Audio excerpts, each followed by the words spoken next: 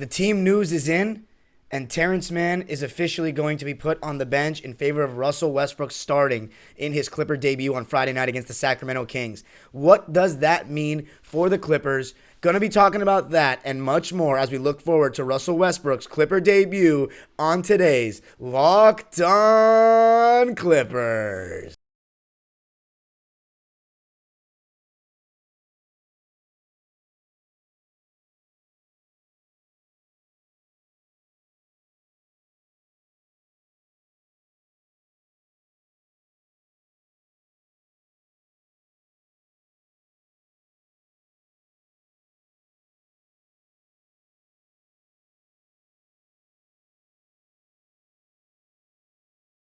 Yes, sir. You are locking in with the Clips. Thank you for making Locked On Clippers the first listen of your day. Your team every day. I'm your host, Darian Vaziri, in my 18th season as a Clipper fan. You can also follow me on Twitter and Instagram at DimeDropperPod and subscribe to my own YouTube channel, Dime Dropper, where I will be making a video at Russ's debut. And today's episode is brought to you by BetterHelp.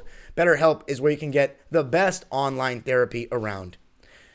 So in this episode, going to be talking about three things. One, what Russell Westbrook being inserted into the starting lineup means, but mainly what does Terance Mann going to the bench mean? And then I also was thinking about something this morning, and I have a new opinion about our closing lineup. I want to see what you think of that. And then finally, just going to be looking forward to the preview of the game. I know this episode is being released only a couple hours before the game starts, but hey, got to do what you got to do, right? It's never enough talking about my favorite team. So let's get right into it. Russell Westbrook starting. If you listened to the last episode, you heard that I expected that. I expected Russ to start and Terance to go to the bench. Now, why is that? Because Ty Lue is just harsher on Terance Mann than everyone else. It's the truth. Well, Robert Covington may be even treated even worse. But Terance Mann, he's played so well lately, and he's been really good with the starters. He has done a great job of just showing that he is an amazing fit to play alongside them. And, you know, it's funny because when the Clippers won Game 7 against Dallas, when they won the greatest game in franchise history, Terance Mann was starting. And like every single couple of weeks, it feels like this guy needs to prove himself again or play so well to earn his spot in the starting lineup or in the closing lineup or whatever. And I'm just telling you right now, he is not going to be like eventually there's going to come a breaking point for him. And I want every Clipper fan to realize that there will be. If you think that he is just going to be a consummate pro over and over when he gets disrespected like this, and yes, in my opinion, it is disrespect. Not because Russ is starting over him, because Marcus Morris continues to start over him. And I know your counter argument may be, well, Kawhi Leonard at the 4 is a little bit small. Let me ask you this. How many rebounds does Marcus Morris get? Is he a better rebounder than Kawhi? Is he even a better rebounder than Westbrook? He's surely not a better rebounder than Terance. So he's not really adding much on the defensive side. Terance Mann would be adding a lot more. He would be guarding the point of attack, which brings me to my question now. Who's going to guard De'Aaron Fox in this game tonight to start the game? Probably Paul George. I'm not a huge fan of that, personally. So that already makes our defense worse. And I know what everybody wants to say, the shooting. But the thing is, they're shooting about the same percentage from 3 this season, high 30s, like 38, 39%.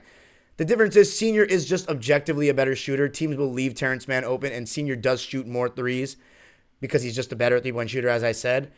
But the thing is, Terance just adds so many other things to the table. He's a great cutter. As I said, he plays defense, he rebounds, and I also think Russ, like every point guard, loves cutters. You know, when I was growing up playing and still do, I love when people cut. I love when people move without the ball because it gives me a chance to pass on the ball in favorable situations. Terance Mann is a great cutter. I think he would work really well with Russ. And I also think when Russ pushes the pace, Terance Mann's one of the only guys that will actually run with him. So in that situation, I really think Terance Mann would work very well with Russ. Now, what it means for the Clippers, to be honest, the only thing it means is who is our point of attack defender to start games. That's what it really means to me. Will it be Paul? Will it be Kawhi? Likely Paul George. But I don't really like that. I love having Terance Mann out there so they can guard lesser players. And yes, everyone's going to switch on to various guys. We switch 1 through 4, and I think that we will continue to do that with Russ. But I like having, because at the end of the day, teams are not going to put Kawhi Leonard in the action much. No defender wants to say, hey, Kawhi, I want to put you in the pick and roll so you can guard me. No one's going to do that. And Paul George, kind of similar. They don't want Paul George to guard them. What they like is putting Zubac in the pick and roll. So Terance Mann getting over those screens, or at least fighting, even though I have criticized his screen navigation at times this season. But overall, you just know he's going to work. And I just mentioned all the offensive things. So as far as I'm concerned, though, it's not a huge deal because I'm always of the belief that who closes games is more important than who starts games. So as long as the Clippers have the right closing lineup, I'm okay with it. What makes me concerned about this decision is Marcus Morris, from an objective standpoint, the data backs it up. He needs to just play less. He was already playing a little bit less the last 2 games, after we made the trades. He only played 19 minutes against Phoenix. He needs to just play less. In my opinion, in terms of the fit around Kawhi Leonard and Paul George, he may be the 12th best player on the roster. 12th. I think there's 11 guys I'd rather see play more than him. And that's no disrespect to Senior, who I absolutely love. Think he's been a really good Clipper. 2021 was just awesome. He was great in the regular season and had some good moments in the playoffs, albeit inconsistent. And last season, he was just awesome. And he has really embraced being a Clipper, and he seems like he really likes it here. So this is not personal, what I'm saying. I really just think that there are players that are better than Senior, but I know Ty and Senior are really close. And Ty's an offense-first mind, as I've said so many times. So he's going to stick with that. My thing is, if Senior still gets more minutes than Terance, if Terance still doesn't get 30 minutes, we have a problem. And that's what I'm afraid of with the addition of Russ, that Terance won't be getting 30 minutes anymore. And we absolutely need it, even with the addition of Russ, even with the addition of Eric Gordon. Terance Mann needs to play 30 minutes a night. It's just the data backs it up. I hate to keep saying that, but the eye test and the data backs it up. And eventually he is going to grow a little frustrated. And you saw, one of my good friends that I've befriended through Clipper Twitter and stuff and going to games, he took a video when Terance Mann was signing an autograph, and he said, I'm happy you got into the starting lineup. And Terance just shook his head. And to me, that said everything. I don't even need to hear it from other people. That said everything about the way he's feeling. And it's normal. When you play to the level that Terance has for this team, you've done so many great things for this franchise in your 4 years with us, and you still feel like you have to prove yourself every time. That's very annoying, because at the same time, Reggie Jackson and Marcus Morris, as I mentioned in the last episode, can screw up over and over, and they just have the longest leash possible. So as far as I'm concerned, I think it's going to be blown a little bit out of proportion. That's my final take on it. It's going to be blown a little out of proportion who's starting. What's more important is who finishes. And here's the thing. If it wasn't for everyone losing a little bit of faith in Ty Lue, and I shouldn't say everybody, but a large section of Clipper fans, rightfully, honestly, losing a little faith in Ty Lue, and it's not a big deal. But because we don't trust Ty Lue to treat Terance the way he's supposed to be treated, that's what makes everyone nervous. And that's why I'm not a fan of hearing this. Because I know this just means less minutes for Terance, and I'm not a fan of that. More Terance, more good Clipper basketball. But coming up, I actually have a take about Terance in regards to closing that I think you might want to stick around for. But before we do that, this episode is brought to you by BetterHelp. A lot of us are struggling in the world today mentally. Paul George, DeMar DeRozan, Kevin Love, even athletes in the NBA have talked about mental health. And sometimes, especially as a man, it's very hard to admit that you need help. And going to therapy absolutely has done wonders for so many people I know. I did it when I was in elementary school. Haven't had the best experience with it after. But that's also because I didn't go to BetterHelp. And BetterHelp is the best online therapy site out there. So go check out BetterHelp. It should never be a shame to admit you need someone to talk to. BetterHelp is where it's at. All right, so I have a little bit of a take that I thought of this morning. Somebody asked me who I think the Clippers' closing lineup should be, and I did express that I don't think Russ belongs in that, personally, because of his erratic decision-making. And again, one of my convictions, the ball tends to find non-shooters at the end of games. And we've seen Russ screw up one too many times in his career. I've been defending him since 2012 about his decision-making late in games. So the fact that I still have to defend it, or people still have to defend it 10 years later, just shows it's a little too risky, especially because we have to deal with Paul George, another turnover brother, and his timely turnovers and decisions. So the less, I don't want to say net negative, but the less problematic players in crunch time, the better. So here are the guys that obviously are going to end games. Kawhi Leonard and Paul George. As of now, that's really the only two spots locked. I would say Norman Powell, But with the addition of Eric Gordon and Russell Westbrook, you just don't know. However, I did just say that Russell Westbrook probably should not close.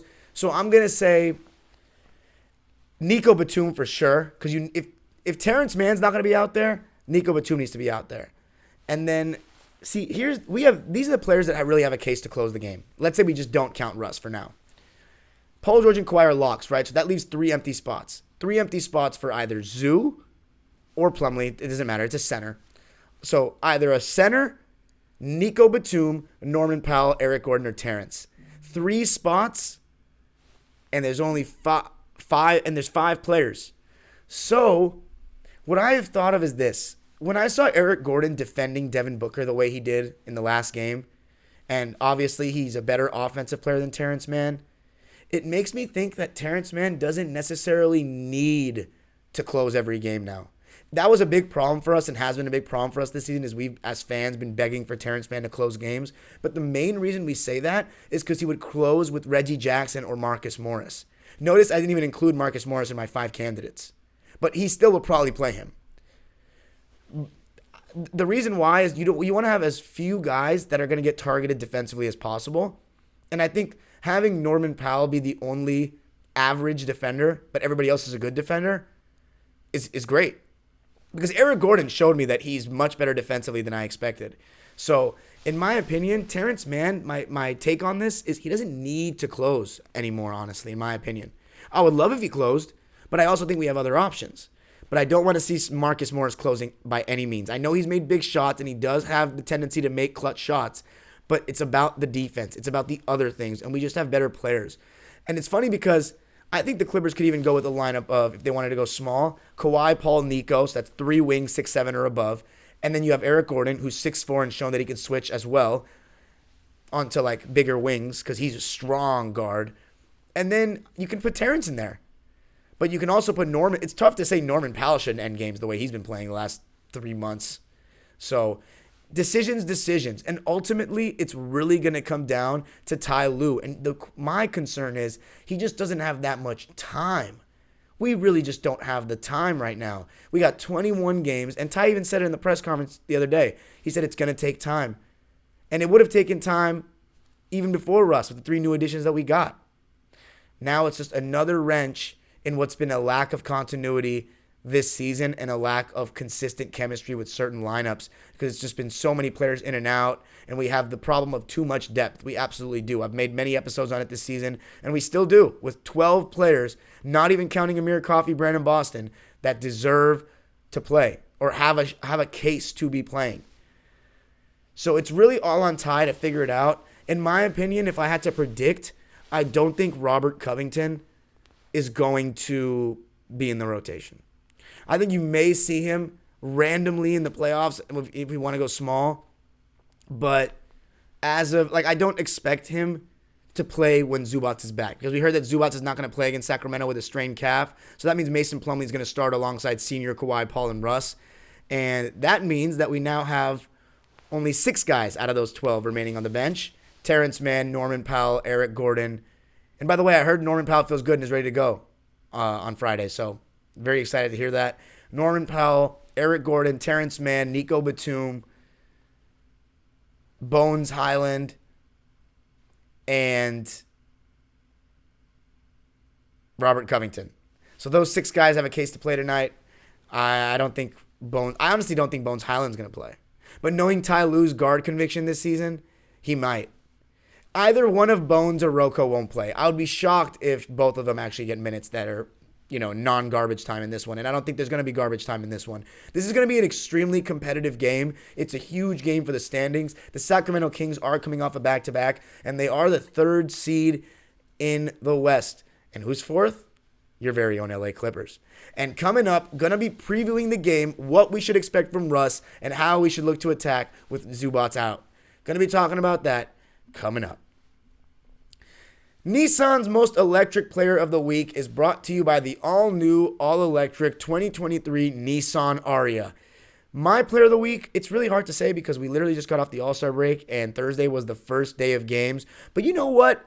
When you think of a fast car that's electric, brilliantly fierce, fiercely elegant, stunningly powerful, There is no player better than Russell Goatbrook. I'm making a prediction that he's going to be the Nissan Player of the Week after his game against the Kings and against the Nuggets this weekend. The 2023 Nissan Aria packs pin you to your seat power and premium intelligence all in one electric vehicle. The all-new, all-electric 2023 Nissan Aria. The electric vehicle for people who love to drive, with gas prices just going through the roof these days, especially in California. The Nissan Aria will help alleviate a lot of those issues, like hopefully the Nissan Most Electric Player of the Week, Russell Westbrook, will hopefully look to alleviate the Clippers' lack of rim pressure. The 2023 Nissan Aria. Shop now at nissanusa.com. All right, let's look at the game. Sacramento Kings. It's a big one. We played them twice this season. First one was the second game of the season in which we got a win at Sleep Train, Golden One, I mean. And then the other one was the peak of Paul George and Kawhi Leonard's not playing, and when are these guys going to get on the court, when barely any Clipper fans even attended the game, and that's when the Kings fans started chanting, "Light the beam." Hopefully there'll be no lighting of the beam or chants tonight, and it's for sure. I would be shocked if it's not a sellout, because the ticket prices were pretty expensive. I'm going to be in the 200s tonight, and it was about $75, and usually that ticket for a game against the Kings, even though the Kings are better this year, is like 40 to 50. So not face value, but like on StubHub, it probably is like 60, 70 on face value. So they charged up when we heard the Russ news. I'm hoping for the best. What I would expect to see is the team look to give Russ the ball early in terms of bringing it up especially. I want to have my eye on Russ's defense. I think every Clipper fan should. Focus on what he's doing off the ball, how hard he's fighting through screens. That's going to be something to look at. And also, what Russ is doing without the ball. If he can cut, if he can set some screens. Russell Westbrook as the roller, I really love the concept of. And Zach Lowe talked about it a couple of days ago, and everyone was like, yeah, if Russ is the screener for LeBron, that could work, but they barely went to it, and I don't know if that's a coaching thing or a Russ thing, but I do believe that there has to be a willingness for the player to do it. You have to buy in, and that's what it's all about. That's what this whole experiment with Russ is going to be all about. The Russ roller coaster, it may have a lot less drops if he just buys in. Now, the question is buy into what?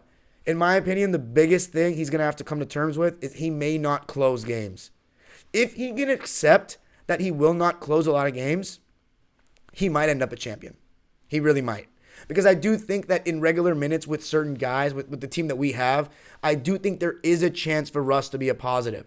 There's a lot of people that are really doom and gloom about this move. And yeah, you can say that I was, but I got no choice but to buy in now and give it a shot. And at the same time, I'm such a Russ fan, as I've stated so many times in the podcast, that I want him to succeed so badly. And now he's on my team, so it kind of aligns. But another thing you got to really see tonight is the rotations. Now we got a new player in the mix. Who's going to be sacrificed? Who's not going to play? And I also want to see who guards De'Aaron Fox. Mason Plumlee is going to be guarding Sabonis, so look to see a lot of Russell Westbrook, Mason Plumlee pick and rolls. And they're going to go underneath every single screen. I think what they should do is just re-screen enough where the defender can't physically go under the screen anymore. So at 18 feet away, if the screen is set there at the three-point line, the defender will go underneath the screen. But keep re-screening to the point where eventually they're like, I don't want to give him this shot, or I feel like he could turn the corner, because when you do go underneath the screen, you are still susceptible to giving the player a little room to pick up speed. And that's where guys like John Wall, Russ have shown to attack, even when guys go underneath the screen in the past. So I think you just got to keep re-screening. And if they finally go over the screen, then the magic happens. Then Russ will go downhill, and then we'll see great results, in my opinion. But it'll be interesting. Also, Mason Plumlee is a lob threat. Thomas Bryant, not so much. So it'll be cool to see how he works with Mace and just seeing him back in the fold. Hopefully getting the ball to Paul George in the mid-post. They're going to double, but I want Russ to hopefully take his space off the catch, not get baited into that three ball. Really hope he doesn't get baited into that three ball. But what Ty Lue said in the press conference the other day kind of makes me nervous when he said we want him to shoot if he's open. I don't. I want him to go to the basket and just take the space in front of him. I'm okay with him shooting a layup in traffic. If it's like 44%, that's a higher percentage than 29% from three. And plus, those I get the, 3 is greater than 2 argument, but there's also a chance he gets to the foul line and also makes the defense collapse. The defense is living with him shooting a 3. That's the difference. If he's driving to the basket, you just have to pick up a body. You have to have a body that picks him up.